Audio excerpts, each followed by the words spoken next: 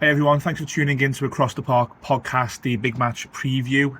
This was recorded on Tuesday morning before we knew of the sad passing of our chairman, Bill Kenwright. There's no mention of Bill or any sort of tribute on the show, so we did want to add this little intro to the video and just pass on our love and support to Bill's family and friends, supporters, anyone who's affected by his sad passing, and rest in peace to the Everton chairman, Bill Kenwright. Across the Park podcast is proud to be sponsored by Globe Gas and Heating. For the best kitchen and bathroom renovations, boiler servicing and repair, and central and underfloor heating in the Northwest, head over to globecentralheating.com and quote Across the Park for a free quote.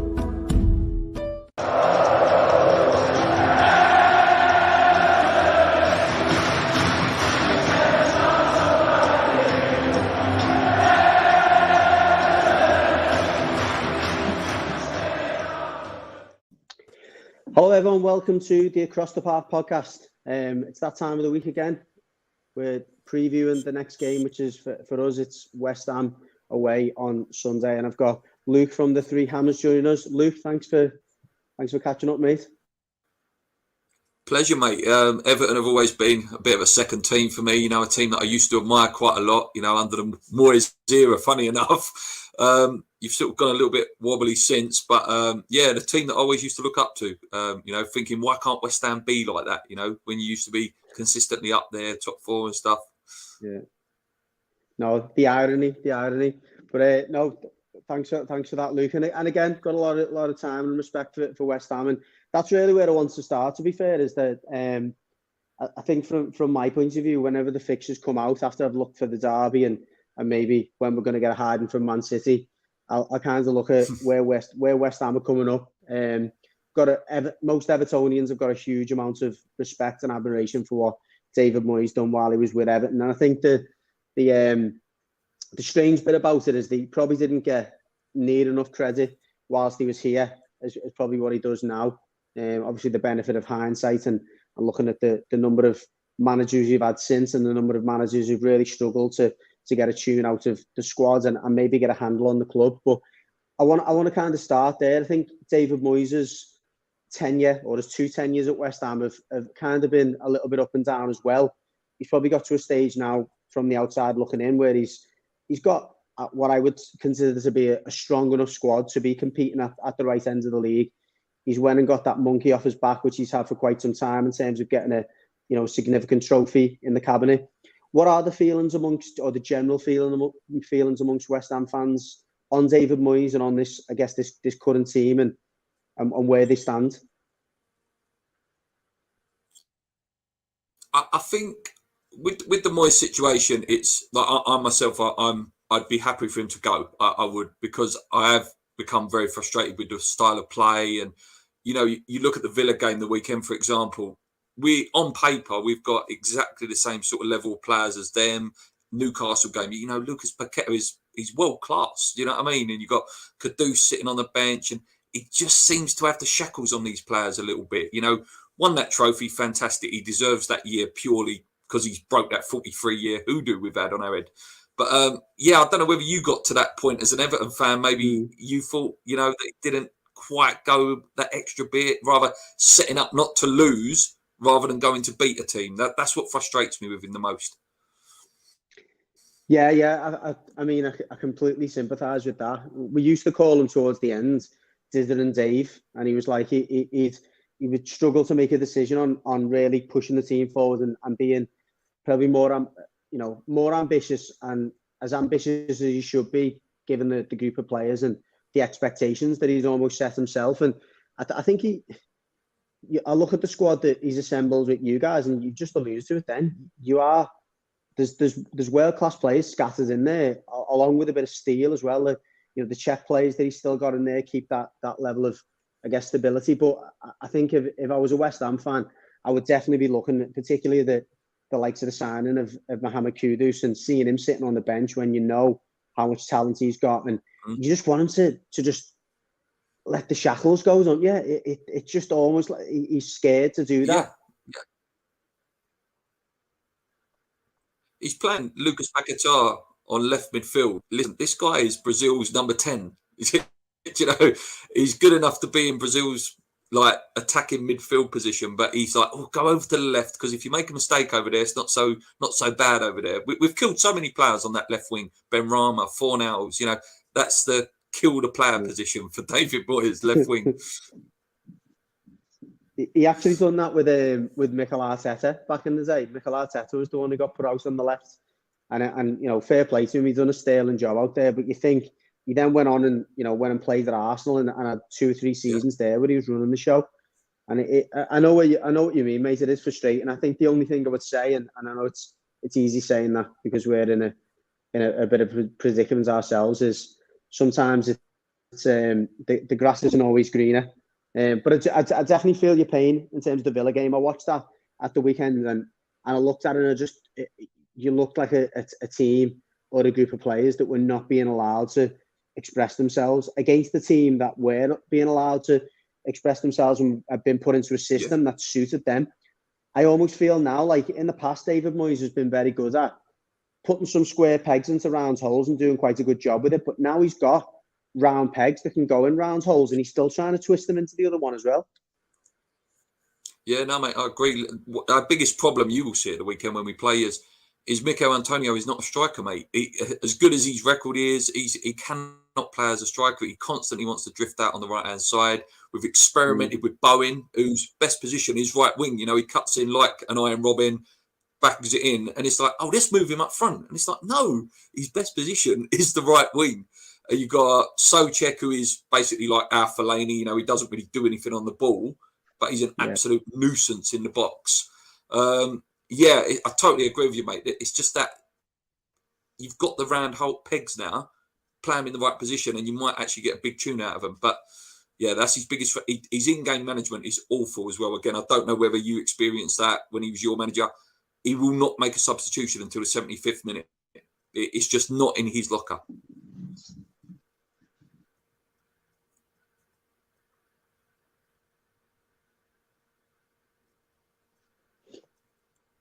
Sorry, we had some issues there briefly. Just give me a second. Yeah, no worries, mate.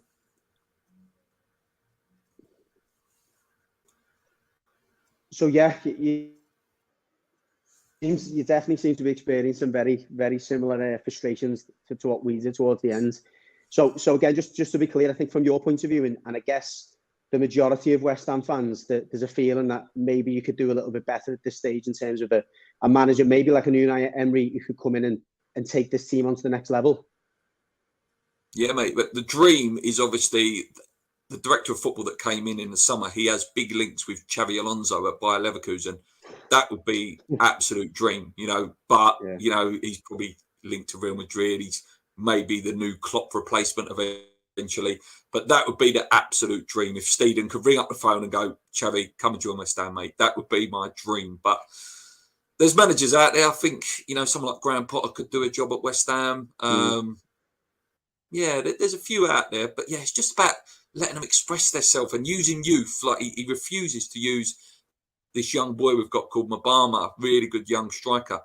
Won't even put him on. And it's like, what hope have these players got of thinking they've got a future at the club? But what I was going to say, I don't know how, and he struggled with this at Everton. He only ever had one striker, and it doesn't even seem like in your instance he's even got one. If you don't include Antonio as a striker, he always struggled to bring in more than one striker at a time. You know what I mean? Danny Ings was a good striker. You know, he was scoring goals wherever he's been. But yeah, it doesn't suit him. We've had Skamaka, who scored against England the other night. Haller went on and had a great career with Dortmund and Ajax. And I don't know. We buy a striker and he can't get a tune out of him.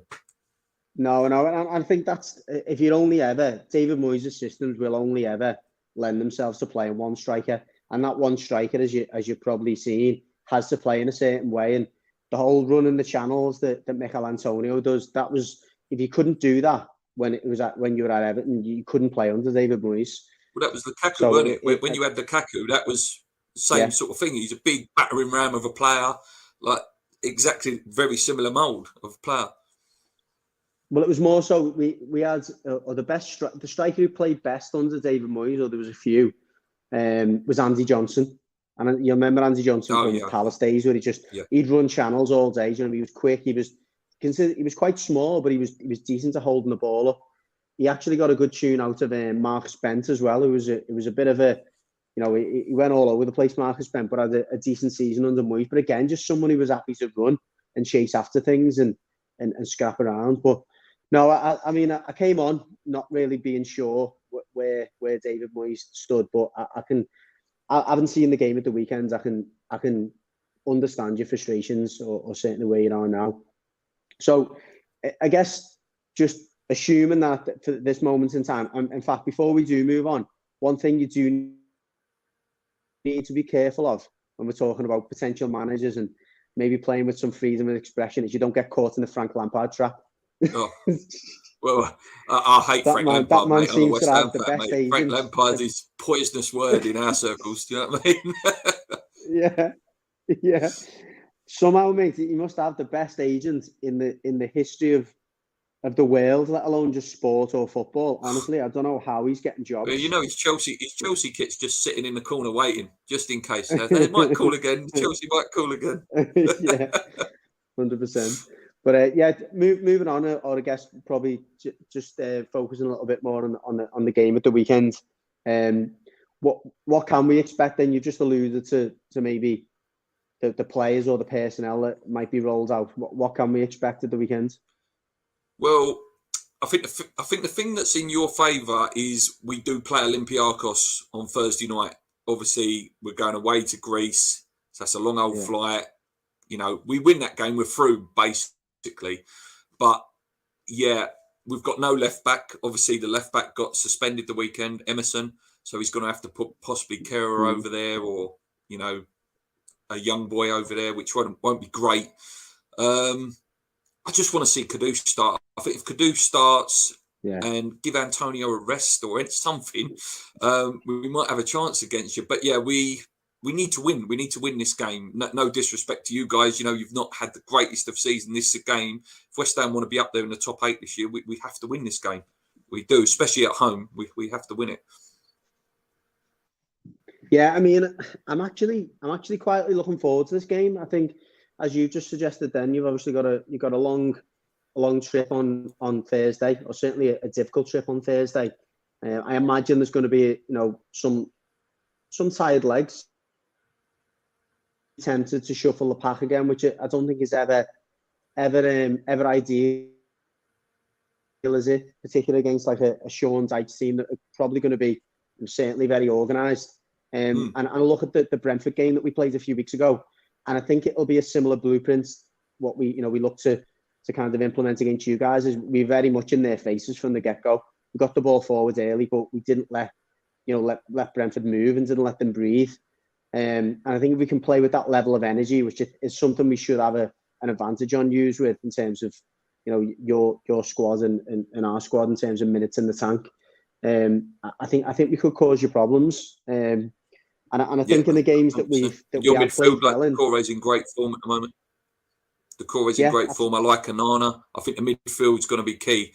You know, Paqueta, Ward-Prowse and Souček versus Decore, Onana is going to be quite a battle in there. You know, Decore's in really good scoring form as well, which I was quite surprised when I was doing a little bit of research for the show. Yeah, mate. I suppose Ashley Young against Bowen's an interesting one. You know, you got a aging player there that's going to be running at him. He'll be suspended, Ashley Young. Oh, is he suspended? Got sent off. Yeah. Got sent off at the weekend against Liverpool. So he'll be suspended. I mean, Patterson comes in, and I do like Patterson, but he's. I mean, we're having a chat about this on our show where we're reviewing the derby at the weekends, and Ashley Young's not had a great season. To be fair, he's been okay, but he's a player I think most fans would like to see come out to the team. The trouble is, he's 38 now, he's 39 now. Yeah, he is. He's definitely getting on. He's 38, yeah. But Patterson just hasn't took his chance when he's come in, and I'm hoping he does that this weekend. But he's very hot and cold. He's still young, Patterson, but I'd like to see him come in and take his chance this weekend. But you don't really generally know what you're going to get from him. I think the key for us, you've just mentioned the midfield battle there, but it's getting our wide players on the ball. We didn't do that at the weekends against Liverpool, but in the games that we've won this season, which are 3-0 against Bournemouth, 3-1 against Brentford, it was the wide players that played the big part in that, in terms of getting up and supporting Dominic Calvert-Lewin along with Takore. So Jack Harrison and McNeil, we need to get the best out of them this weekend and get them in the game. Yeah, I'm a big fan of Jack Harrison. I would have liked him at West Ham, actually, because I thought he would have been good balance with Bowen this side and Harrison that side. He scored an hat-trick against us last season as well, so he likes scoring at London Stadium. He scored an hat-trick for Leeds last season against us. So he's one to put in your bet, your goal-scoring bet.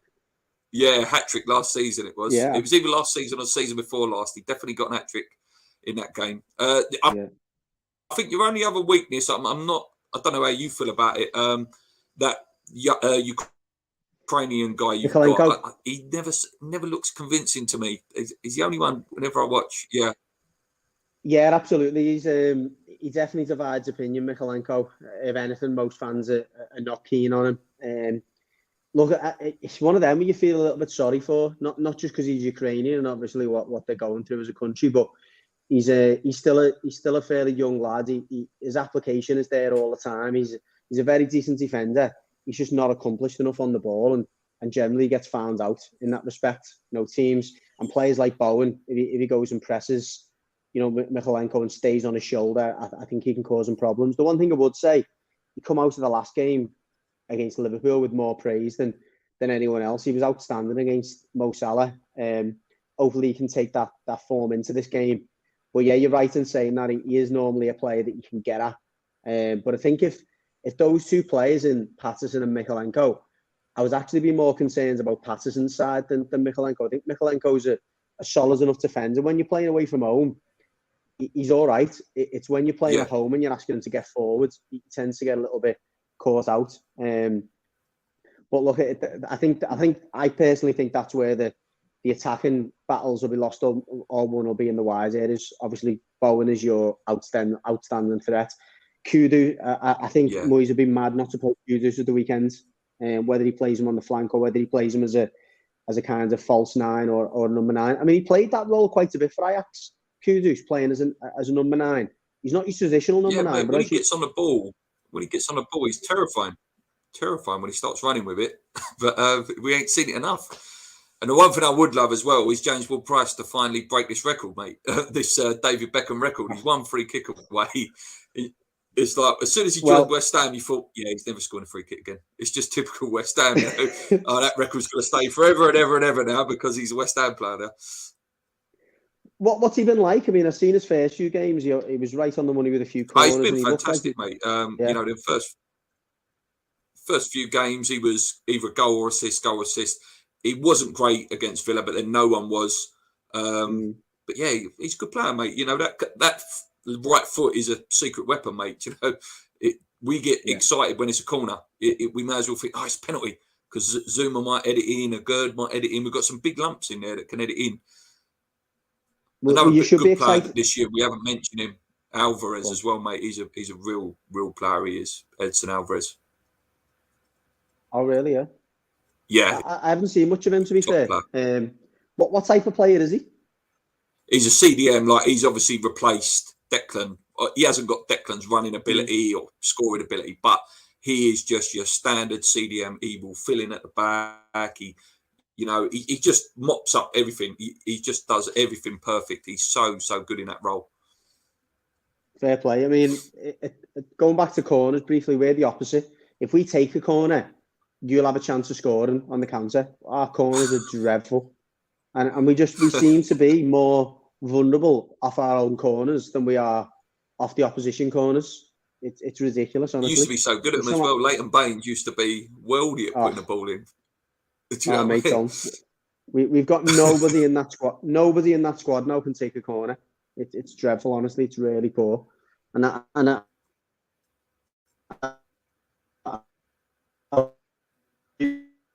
was a whopping free kick at Goodison last season for Southampton. They pretty much won the game. He's always been a pain in our backside, so I'm not looking forward to seeing him again. Okay, well, I'm gonna put you on the spot then, Luke. Give us a prediction. I'm going to say 1-1. I think we're going to be quite tired. I think you will set up. If you set up in a low block against us, we don't know how to play football. West Ham do not know how to play football when they've been given the ball. Where if you were coming at us and we could sit in the low block and counter you, there's a good chance we'll beat you. But I think Sean Dyche will recognise that just let West Ham have the ball because they don't know what to do with it. We don't. We haven't got a clue what to do with it. And I think Decore's in great form, and no doubt we will score a goal. 1-1. You renownedly were a bogey team of ours back in the past as well. You know, we never ever used to win at Goodison. And I remember days Nick Barmby scoring an hat-trick against us. Do you know what I mean? Years ago, Nick Barmby scoring an hat-trick against us. And Lukaku used to always score against us. So you've always been a dodgy team for us. 1-1. That's me being hopeful, I think. Do you remember the couple of free kicks that Bain scored at Upton Park? Scored 2. Unbelievable free kicks. Yeah, I was at that game. Yeah, two in the same game, weren't it? Yeah. Unreal. Yeah. Unreal. I've had some good times down at Upton Park, to be fair. Great place to go in general. From my point of view, I'm going to go 2-2. Like you, I think I don't think there's going to be much in between the teams for different reasons. I think the impact of the Thursday night is going to be playing our favour. However, I just think, you know, speaking a little bit about Ward-Prowse and your threat from set plays, I do agree. I think you might find it hard to break us down, but I just think, the combination of the dead ball situations and us getting caught high up the pitch, and if you do play Kudus, if Bowen's in the team, you're going to be able to get behind our back four. We're not the quickest at the back.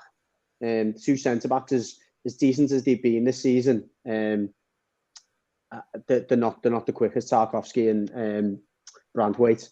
So I think you will get behind us and you will get opportunity for that reason. I'm going to go 2-2. And we've had so many 2-2s away from home under Dyche, you know, it's weird.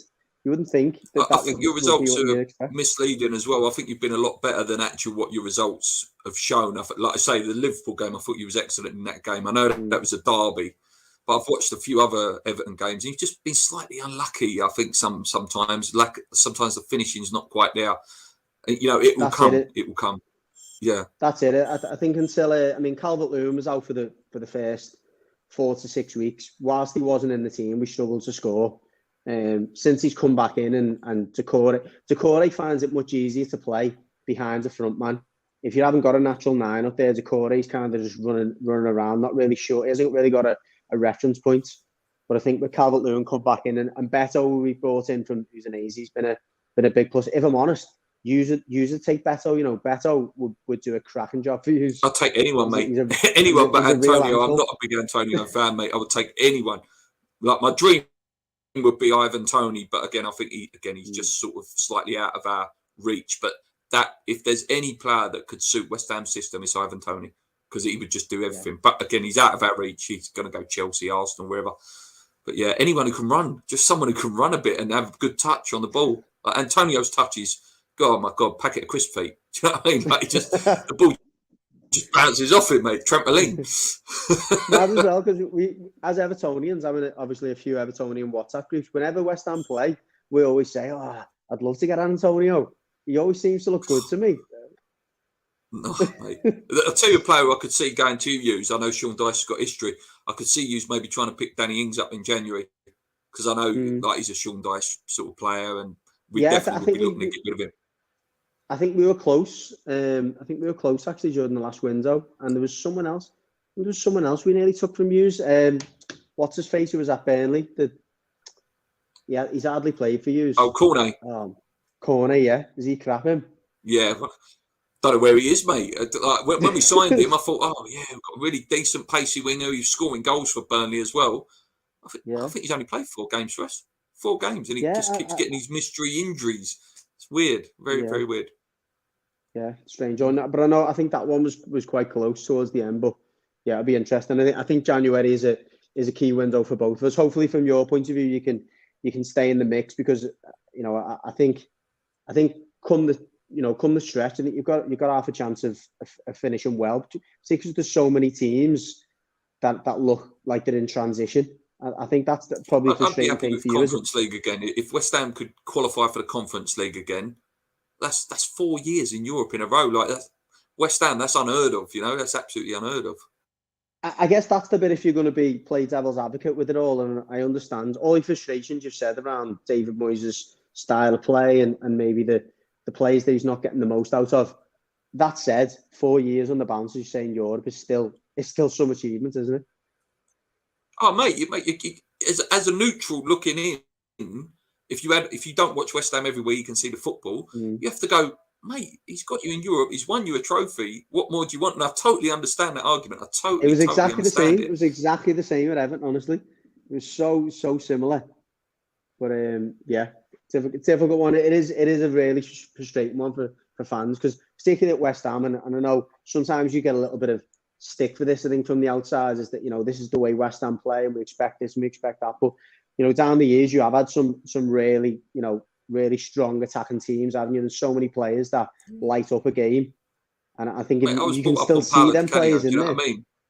Yeah. He's God. Paulo Di Canio is my God. Do you know what I mean? Like, yeah. And Payet, these are players that even just let one player off the leash and let them do their magic. Yeah. That's all I want. Do you know what I mean? But at the moment, they're all very shackled. It's fair enough. It's fair enough. But listen, thanks again, Luke. For any of our Everton followers who are obviously looking to catch a little bit more of West Ham, Luke's hashtag, or the Three Hammers, is in there. You guys are on YouTube. You've got a YouTube channel as well? Yeah, mate. Yeah, it's on YouTube as well. Yeah. Yeah, so we'll tag you in our video. So any Evertonians who are maybe looking to stay in touch with what David Moyes is up to, so that he can come to us when he leaves West Ham, check out the channel and keep an eye on them. Wouldn't surprise me, mate. Wouldn't surprise me. The way we are at the moment, we take him back in a heartbeat. Believe you me. But I can't see that happening for a number of reasons. But again, Luke, thanks for your time, mate. We'll again, if you're coming up for the Everton game, give us a shout. We can have a few beers, and I'll maybe drop you a message when I'm down at the weekend. Yeah, no worries, mate. Thank you so much for having me, mate. Really appreciate it. Love coming on your other fans shows. It's always great fun, mate. Good luck with the game, mate. Man, cheers. Yeah, good luck this season. Not so much the weekend. Laters, mate. See you soon, mate. Thank you.